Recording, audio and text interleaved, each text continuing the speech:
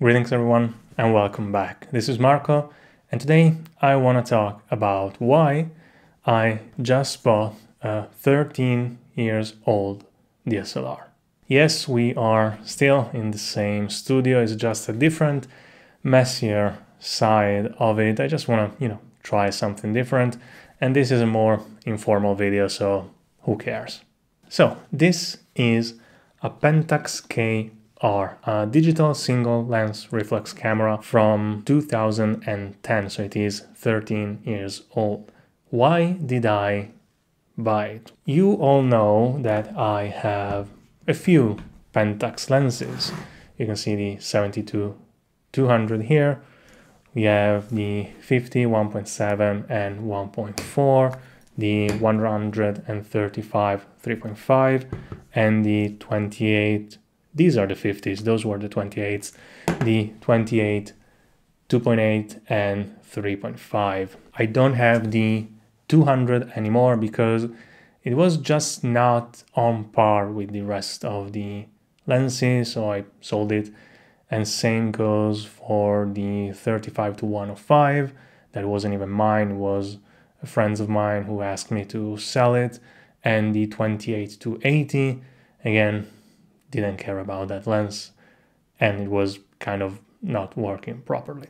But I still have 5-6 different lenses for the system and I just wanted to use them on a Pentax camera.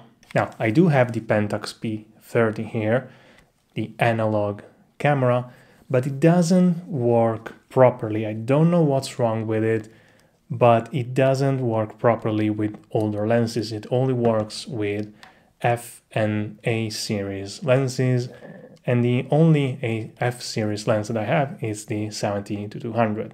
So for now, no analog. Eventually, if I get more lenses that are compatible with that camera, I would like to use it to shoot a roll or two of film, or if I get another Pentax camera, analog film era, that works with all the lenses that I have, especially the M series, I will shoot it. I will shoot a roll of two, and it's just one of those things that I want to do.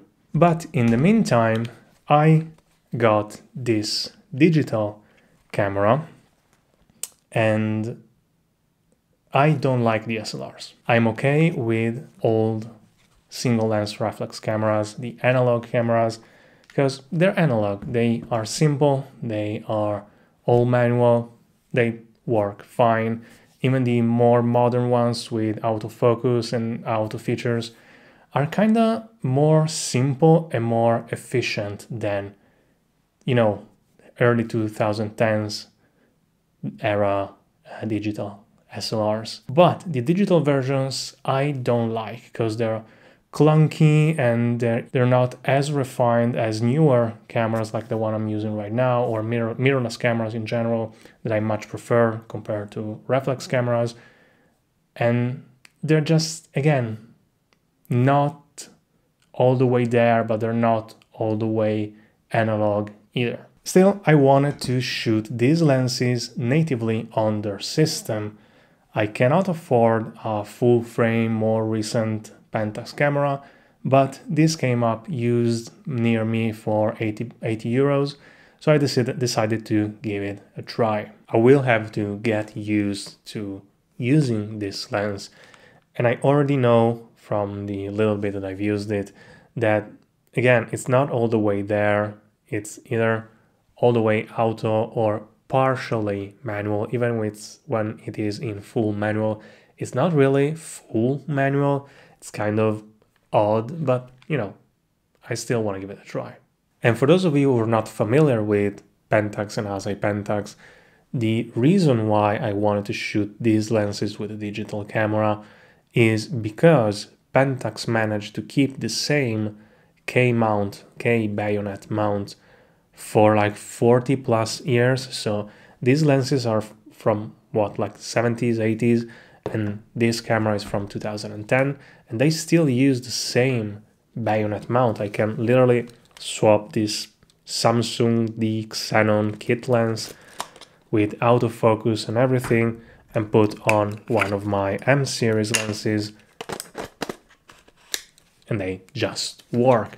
There's a little bit of software management that needs to be done, but they work. You just turn it on, set the focal length, and you're done. It works.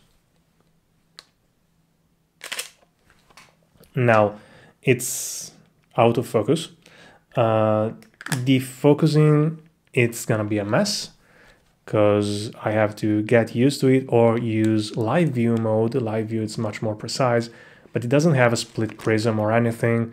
So it's gonna be hard, but you know, it's just a matter of getting used to it. Pentax cameras have a bit of a cult following, so I probably will piss off some people, but you know me, I don't care.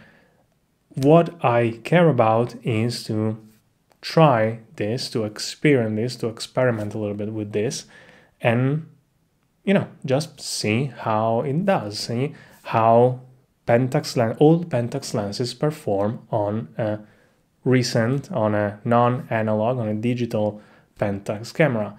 And yes, 12 megapixels, 2010, it's far from the best Pentax camera, but it's one more reason to be curious. Now, I've already rambled long enough, so if you have any suggestions, any ideas on what should I do, what should I try with this kit, with this setup, let me know in the comments. I will be more than happy to try out your suggestions. And as always, I will see you in the next one. Bye.